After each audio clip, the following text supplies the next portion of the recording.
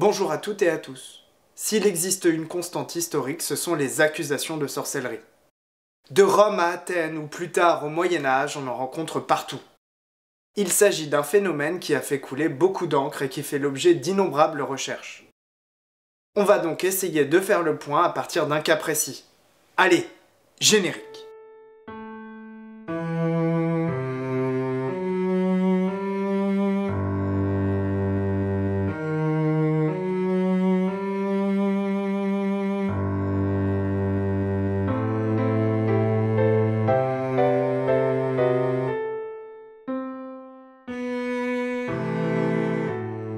Vers 1900, on compte déjà plus d'1 millier de titres qui portent sur des cas de sorcellerie.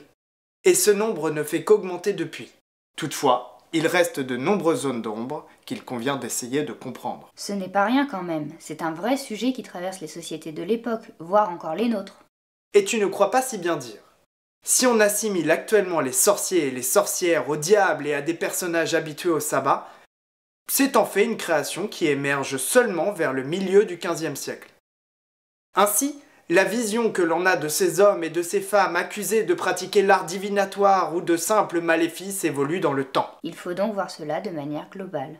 Le cas qui nous intéresse aujourd'hui n'est qu'un procès au cœur d'un ensemble de 67 procédures entre 1611 et 1667. On y rencontre des procès et des confessions d'accusés de faits de sorcellerie à Diès et dans les environs, 56 femmes et 11 hommes. Il y aurait donc près de 70 personnes accusées dans une petite bourgade au pied du mont Suger, dans le canton de Berne. Oui, et encore, il ne s'agit que des procès pour lesquels nous avons des traces, mais il y en a sans doute eu avant le XVIIe siècle. En tout cas, les historiens pensent que ce sont les derniers procès pour sorcellerie, en tout cas à Diès. Et pour cause, cela a dû frapper fortement les esprits. C'est un territoire qui dépend de l'évêque de Bâle, même si on est dans un pays protestant. Cela dit, comme souvent dans cette partie de l'Europe, la situation est complexe d'un point de vue religieux. Quoi qu'il arrive, on est là dans un espace où on condamne globalement peu pour sorcellerie. Seulement 200 procès et 100 exécutions au total, ce qui est assez inférieur à la moyenne. Et c'est d'autant plus vrai si on regarde par exemple du côté du comté de Vaud. À la même époque, 3500 exécutés sur 5000 procédures. Voltaire parle à tort de 100 000 bûchers à travers l'Europe, mais 30 000 semble un chiffre plus juste selon les historiens. A noter que seule la moitié des accusés sont finalement condamnés à mort, d'autres sont simplement exilés ou condamnés à la prison par exemple. Et c'est sans compter sur les quelques acquittements. Pour illustrer mon propos, je vous mets un exemple de Jupiter et ses enfants, dont une jeune sorcière se rendant au sabbat. Ici, c'est un recueil allemand du XVe siècle, ce qui montre bien que c'est un phénomène assez généralisé en Europe. Oui, mais c'est surtout une accusation médiévale, non ? Eh bien, en fait, non, pas vraiment. Je m'explique. La mise en accusation pour sorcellerie est assez souvent pratiquée. Toutefois, la mise à mort massive des accusés en Occident est une pratique finalement assez tardive, très marquée entre 1570 et 1630. Cela dit, déjà durant l'Antiquité, la magie est réprimée et trouve une place dans les tribunaux. Néanmoins, la répression commence véritablement vers 1450. C'est donc plutôt un phénomène de la fin du Moyen-Âge. Mais pourquoi ce changement d'état d'esprit vis-à-vis de la sorcellerie alors ? C'est une excellente question. La répression s'inscrit dans les suites du concile de Latran au XIIIe siècle. S'est mis en place progressivement une mentalité de la punition. Alors on rencontrait bien des poursuites pour sorcellerie au Moyen-Âge, mais les peines demeurent alors mesurées. Et ce n'est pas un hasard, puisqu'à cette époque, la plupart des représentants de l'Église ont un profond scepticisme quant aux éventuels pouvoirs du diable. C'est marrant, j'aurais jamais cru que c'était les religieux qui pouvaient calmer le jeu à ce sujet-là. Il y a une réelle ambiguïté dans le positionnement de l'Église. En tout cas, jusqu'à la publication du fameux Malleus Maleficarum. C'est le grand manuel de sorcellerie publié en 1487. Il est rédigé principalement par Heinrich Kramer, qui est alors un inquisiteur très expérimenté, et plus secondairement par Jacob Sprenger. Tous deux sont de l'ordre des dominicains. C'est-à-dire qu'ils savent vraiment ce qu'ils font quand ils rédigent cet ouvrage. On peut le dire, ils sont intervenus lors d'un procès de 50 femmes pour sabbat et autres délits ou crimes à Ravensbourg dès 1484. Et ce livre va véritablement transformer la vision que l'on a de la sorcellerie. Comment ils se sont débrouillés ? Avant sa parution, on considère que l'envoûtement par le diable ne peut être que baliverne et une preuve de crédulité. On considère qu'il s'agit de rêves, mais sans résoudre véritablement la question de qui serait à l'origine de ces rêves. Et c'est un positionnement commode, il est repris aussi bien par ceux qui veulent légitimer la chasse aux sorcières que par ceux qui en demandent la mansuétude. Tu m'étonnes. Le vol de nuit et le sabbat ne seraient qu'illusions, dont acte. Mais Kramer et Sprenger considèrent que ces illusions sont envoyées par Satan. Et l'affaire se corse. En somme, on en vient à considérer que la sorcière ne fait pas le mal avec le diable, mais comme elle croit le faire, en fait c'est suffisant. Elle est donc coupable de cette croyance. C'est hyper tordu. Face, je perds, pile, tu gagnes. En se basant sur une trentaine de références plus anciennes, l'ouvrage du marteau des sorcières, donc le Malleus Maleficarum, permet un grand retournement. Il offre une figure fictionnelle de la sorcière. C'est donc imaginaire, puisqu'il s'appuie sur des figures littéraires de la culture antique et sur ce que des accusés ont pu en dire, même si, souvent, ça n'a pas grand-chose à voir avec de la sorcellerie. Effectivement. Et il s'appuie aussi sur des images folkloriques qui préexistent à cet ouvrage, en offrant un nouveau modèle général. Progressivement, les manuels deviennent de plus en plus précis, et offrent une image de la sorcière dans son enfance jusqu'au bûcher qui est alors considéré comme la fin logique. Mais c'est une image construite de toutes pièces. Comme le souligne Robert Muschenblad, désormais la doctrine de l'Église est simple. Le démon se déchaîne. Il y a une secte de gens choisis et marqués par lui qui forment une contre-église maléfique destinée à faire triompher les forces du mal. C'est une réalité plus sournoise que tous les virus, plus dangereuse que toutes les épidémies, plus contagieuse aussi que toutes les infections, mais elle est rarement évoquée et encore moins prise au sérieux. Cette réalité, ce sont les forces du mal sous toutes leurs manifestations. Elles étendent leur pouvoir. Allez, intéressons-nous à ces victimes. Dans le cas de Diès, et comme souvent dans les accusations de sorcellerie, les accusés sont principalement des femmes. Il s'agit souvent de bergères, de sages-femmes ou de servantes.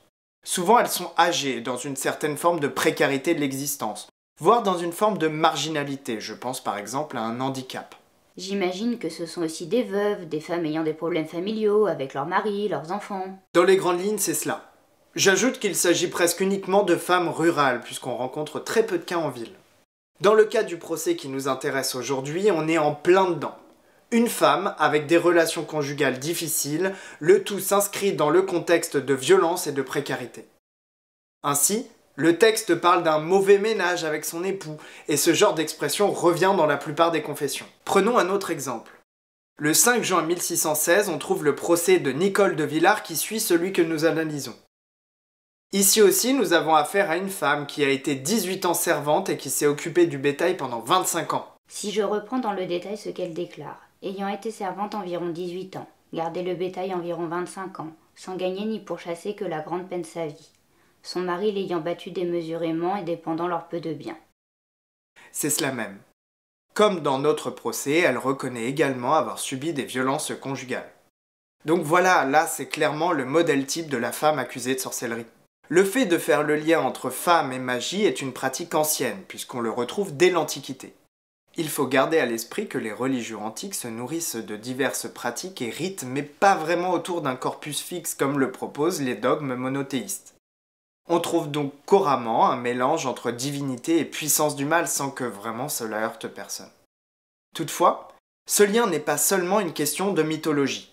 En Grèce ou dans l'Empire romain, les auteurs rapportent l'utilisation de magie comme quelque chose de parfaitement banal et source de bienfaits. Celle-ci s'exprime essentiellement dans de pieuses incantations. Et là, tu voudrais nous faire croire que les accusés de sorcellerie sont de blanches colombes broyées par le système judiciaire. Il y a de ça, c'est un fait, mais cela s'inscrit également dans la pratique séculaire, donc c'est-à-dire au moins 25 siècles de magie d'ordre oral. Il s'agit d'invocations, de sorts, de conjurations qui se pratiquent du nord au sud, de l'est à l'ouest de l'Europe. Ces pratiques rencontrent une peur ancienne également, celle des mauvais sorts, les maléfices. Ainsi, s'il est possible de sauver ses récoltes par des incantations, il est admis communément qu'on peut frapper celle du voisin, pour la faire pourrir sur pied par exemple. Il s'agissait donc de sorcellerie, mais qui ne prenait pas de caractère diabolique si vous voulez. Au final, ce n'est pas le Maleficarum qui invente la sorcière. Non, la pratique existe et elle est assez documentée. Mais il demeure que la justice amplifie un phénomène ancré dans la culture populaire. Il convient donc de discuter et d'interroger les phénomènes qui se cachent derrière chaque accusation, et ils peuvent être particulièrement multiples et divers. Reprenons tranquillement et plantons le décor. Du XVIe à la fin du XVIIIe siècle, on rencontre des procédures judiciaires pour sorcellerie, en particulier dans un grand arc alpin européen. Dans un espace qui va de l'Allemagne, Bade, Bavière, au sud-est de la France et englobant également la Suisse. On en trouve également en Angleterre et au sud de l'Europe. Bien que complexe, le phénomène de la chasse aux sorcières est donc assez général. D'accord, et sinon, où se trouve Diès? Diès est situé dans le Jura bernois. On est au cœur de l'espace où la chasse aux sorcières a fait des ravages. Nous nous trouvons donc entre la chaîne du lac et celle de Chasseral, à près de 1000 mètres d'altitude. Sur cette montagne, on rencontre 5 villages, Presles, Lamboin, Diès, Naux et Lignières, qui dépendent de 2 seigneurs. Ainsi, depuis 1368, le prince-évêque détient le pouvoir militaire alors que Berne administre les affaires ecclésiastiques et civiles. Et qu'est-ce que cette information vient apporter à notre affaire? C'est simple. La justice criminelle est exercée par 2 co-souverains. De même, les taxes et les impôts sont répartis entre eux. Les confessions interviennent à un moment précis. Des accusations provoquent des interrogatoires, d'abord des témoins, puis de l'accusé. Des interrogatoires entraînent des confessions, avant la condamnation. Dans le cadre des procès criminels d'Ancien Régime, la confession occupe donc une place centrale. Oui, mais ce n'est pas parce qu'on avoue quelque chose que c'est une preuve. C'est sûr, mais le droit de l'époque exige des aveux pour qu'une condamnation à mort puisse avoir lieu. Ainsi, en parvenant à nier, même sous l'effet de la torture, il est possible d'espérer éviter le bûcher. Et d'être sorti d'affaire. Sauf qu'on ne retrouve pas forcément la liberté pour autant. Ah mince, mais alors il se passe quoi? Le bannissement s'impose alors puisque l'accusé ne peut être innocenté sauf dans de rares cas. Voilà. Je voulais vous proposer de tracer les grandes lignes du phénomène des procès pour sorcellerie. Ce serait difficile de prétendre en faire le tour, mais cela donne quelques bases pour attaquer le fond. Bref, chaque chose en son temps. Mais comme vous pouvez le voir, la sorcellerie est un sujet qui se situe bien loin des idées reçues et qui demande de la prudence. Je vous ai inscrite pour accompagner la fanfare du lycée de Jéricho pendant la cérémonie. J'imagine que pour vous, jouer du Fleetwood Mac devrait être un véritable jeu d'enfant. À condition que vous me pendiez comme une sorcière après. En attendant, Utipeuses, Utipeurs, futurs Utipeuses et futurs Utipeurs, partagez cette vidéo et aidez les autres à découvrir cette chaîne.